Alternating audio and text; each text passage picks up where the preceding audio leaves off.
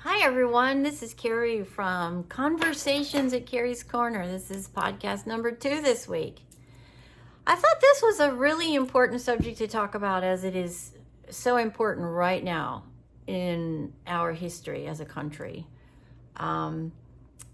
First of all, Conversation at Carrie's Corner, it's a place where hopefully we can start to get some conversation back in our communities and start some real change and repair this horrible divide that our land is facing right now, more than we ever have had it before.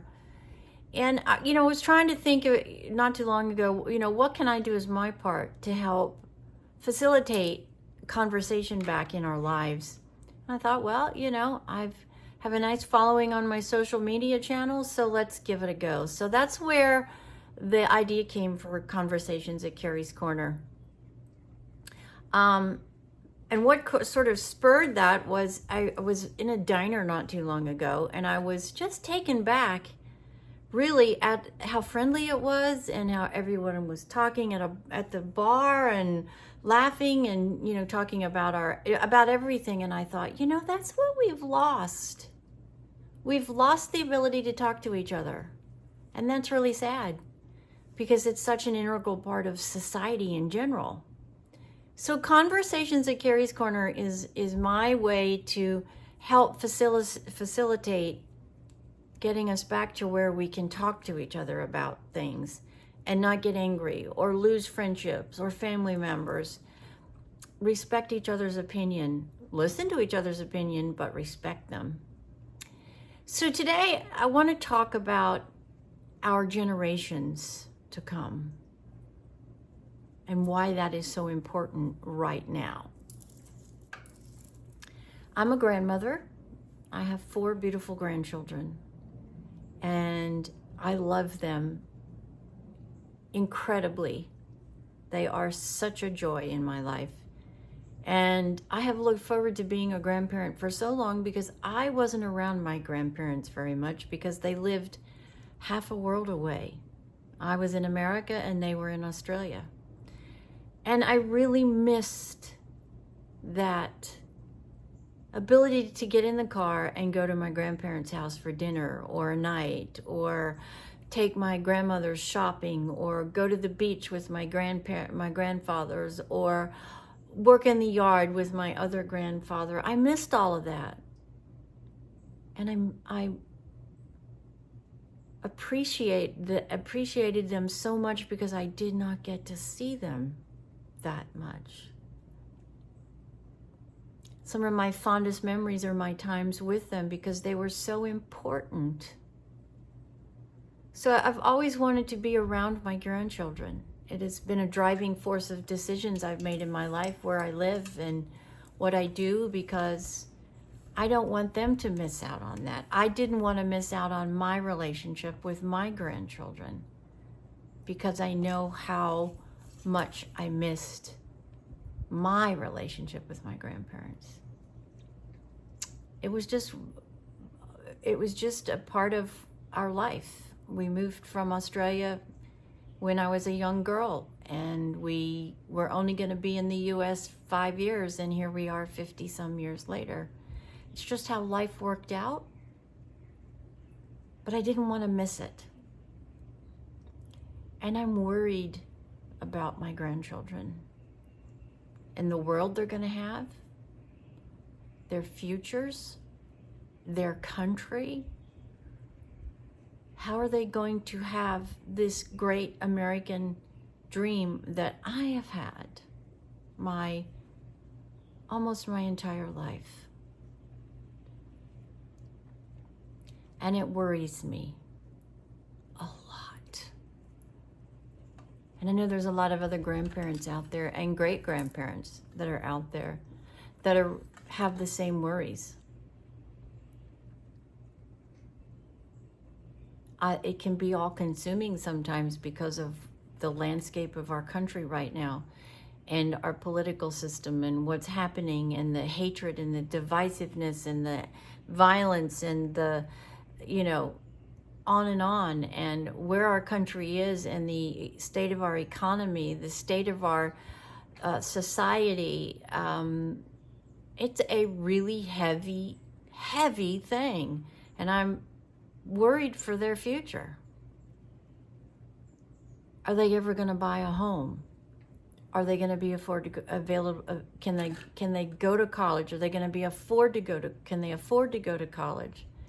Can my children, their parents, are they going to be able to provide for them the way I've provided for my own children, and how my parents have helped me? And I can't answer those questions now. And that's terrifying. Absolutely terrifying. That there's so much uncertainty about our future generations. The generations right now, my children's generation, their children's generation, and then their children and their children. 2 generations from now, what is our country going to be? Will it even be? There's so much division and so much hatred and so much power mongering that it's going to destroy our land if we don't get it under control. And there's so many factors that feed into all of this, and so much of it is out of our control, but truly a huge majority of it is in our control, and we must. Every single person that is entitled to vote, you must get out and you must do your privilege of voting for this presidential candidacy. You must. There's no excuse. You have to do it. If you care about your children, their grandchildren, and the future of this country, you must do it. You must. It is a right, it is a privilege, and you must do it. Because there's so many here that are not entitled to it, that are going to do it, and they're going to steal away this country's future if those who are entitled to vote do not get out and vote.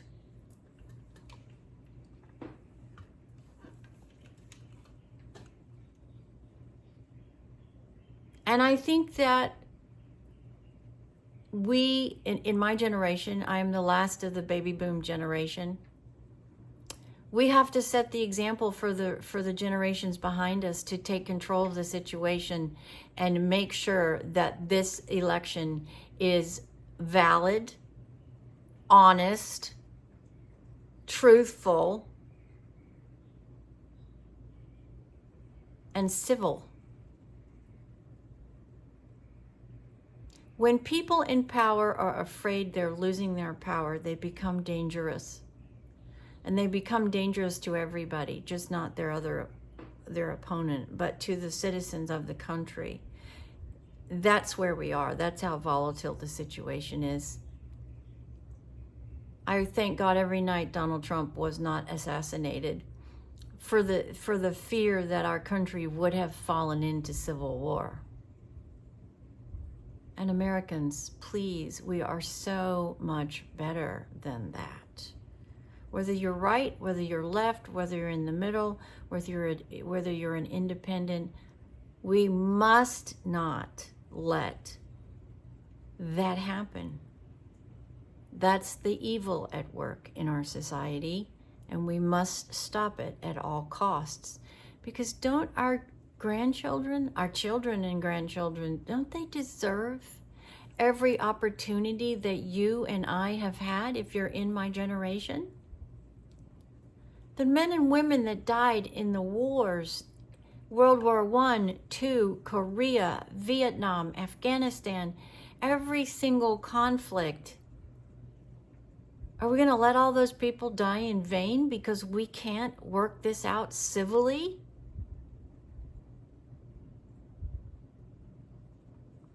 I have to think that we have more common sense and diplomacy within our land with each other to prevent that from happening. But it's a really big question mark right now. I was just asked today why I hate somebody. I don't hate the political candidate. I hate what it can do to my land and the policies that are going to come along with it. And I fear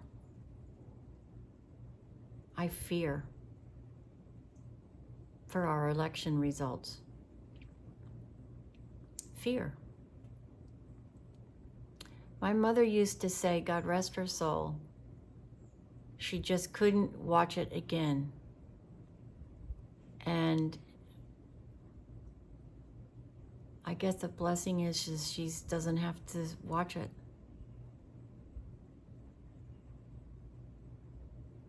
I wish she was still here. But the trauma of what she would be watching would be really hard for her. Because our country is slowly but surely, one event after a time, imploding. And all of the people around the world that are our allies see it happening. I just returned from my homeland. And that's what they all are saying and all expect. And aren't we better? Aren't we better than that? I mean, really, aren't we better than that? It's going to take people who are willing to listen to both sides to facilitate a ceasefire here. Ceasefire of hatred and anger and volatility. Are you going to be one of those people that helps to keep the peace, or are you going to be one of those people who helps to feed the fire that's about to explode? I really am trying to be one of those people to get information out, provide information, express my opinion, and help so many people who are not informed to really be informed. There's so many Americans that really do not know. And that's a scary thing. How can you vote if you don't know? How can you vote really and have a clear conscience without truly understanding what is going to happen from both sides of the aisle to our country in 2 weeks? It's just scary. And I don't like it. I don't like what I'm seeing. I don't like where I'm living right now because I am concerned. I'm concerned for me, my children, my grandchildren, my dad, my family. And that's just really, really sad. Don't we, every single one of us, owe our children, grandchildren, and future generations the America that we grew up in and we lived in, that gave us all of the amazing blessings in our life? We do.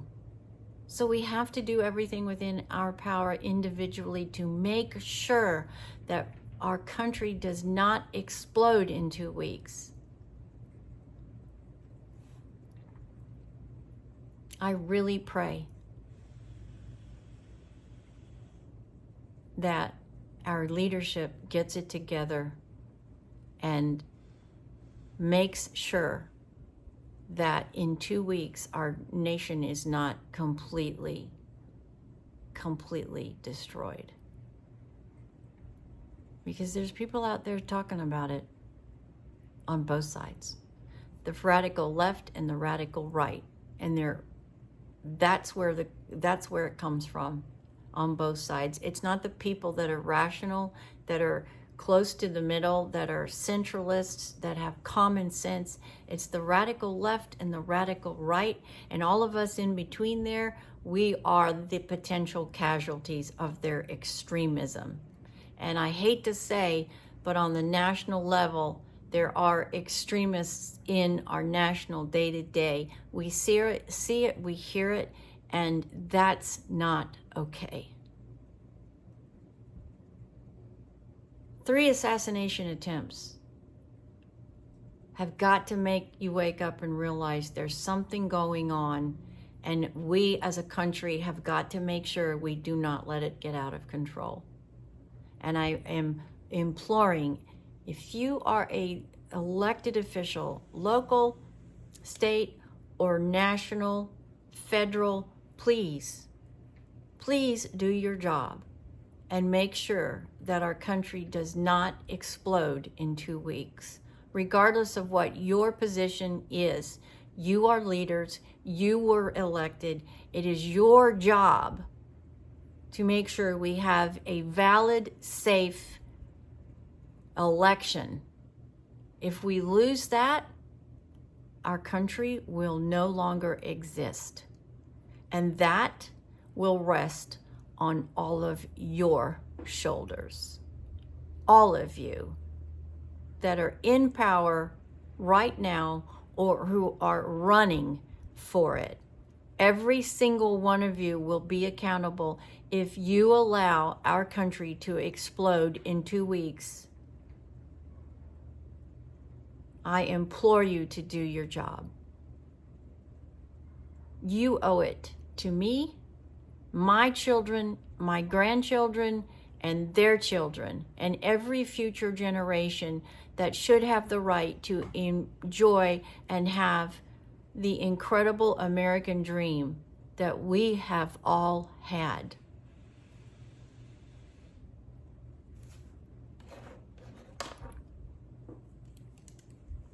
Share this message if you believe and feel the same way. It's a worry. It's a really big worry. I won't be out of my home that day for fear. And what a shame that is. That a glorious thing like voting has turned into a terrifying event. Sad commentary. And our leaders have allowed it to happen. All of them. All of them. Maybe it's time they're all gone and we start all over. Food for thought. I am going to be expanding my podcast here to be interactive soon. I hope very, very soon.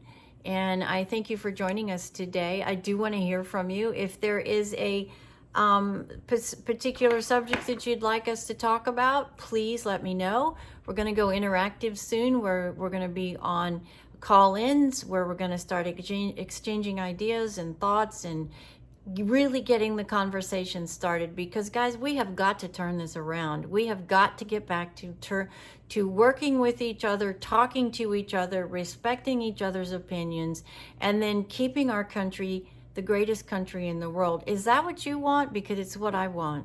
It's what I want for my future generations. I've been blessed to live an amazing life in an amazing country, and that's what I want for my children. Do you? Conversations at Carrie's Corner is where I am hoping to start that conversation. Just picture for a minute you went into this diner, you sit down with a coffee and a cup, a pancake or a hamburger or a slice of apple pie, and you make a new friend, or you come away with a new position on an old subject because you had a great conversation with somebody that you don't know. That's what we need. We need more of that, because that's where we're going to make a change and save this beautiful thing called America. Thanks for joining me today. Podcasts are twice a week, and I love hearing from you guys. You're just the best. So please join me for the next podcast next week. Have a wonderful weekend wherever you are. Be safe, be alert, work hard, and think every day that you have a beautiful thing called life. This is Carrie from Texas. Carrie at Conversations at Carrie's Corner. I'll see you the next time. Bye-bye.